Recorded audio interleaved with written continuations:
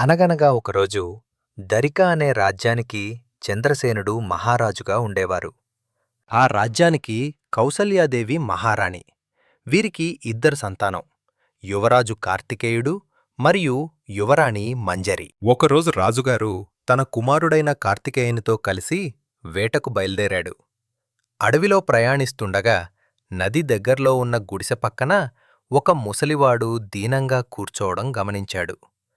అది చూసిన యువరాజు అతని దగ్గరికి వెళ్ళి, మీరు వయసులో పెద్దవారిలా కనిపిస్తున్నారు. మీరెవరు? ఇలా ఎందుకు దీనంగా కూర్చున్నారు? యువరాజు ప్రశ్నించడంతో ఆ ముసలి వ్యక్తి ఇలా చెప్పాడు. నా పేరు రామయ్య. నేను రోజూ అడవిలో చెట్లు నరికి వారానికోసారి పట్టణంలో కట్టెలమ్మి ఇల్లు నడిపించేవాడిని. ఈరోజు కట్టెలు కొడుతుండగా దాహం వేసి నదీ తీరానికి మంచినీళ్లు తాగడానికి వచ్చాను. ఇంతలో నా కట్టెల మోపును ఎవరో ఎత్తుకెళ్లారు. దీంతో ఈ వారం ఆదాయాన్ని కోల్పోయాను. అప్పుడు ఆ ముసలి వ్యక్తి యొక్క ఆర్థిక పరిస్థితిని అర్థం చేసుకున్న యువరాజు ఇలా అన్నాడు. దిగులు చెందకు. నేను దరిక రాజ్యానికి యువరాజును. నా రాజ్యంలో ప్రజలు కష్టాల్లో ఉండటం నేను చూడను. మీరు మాతో రండి. మీకు రాజ్యంలో వ్యవసాయం చేసుకోవడానికి స్థలమిస్తాము.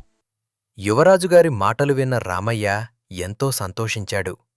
తన కుమారుని చూసి భవిష్యత్తులో ప్రజలందర్నీ సంతోషంగా చూసుకుంటాడని రాజుగారి హృదయం ఎంతో గర్వంతో నిండిపోయింది.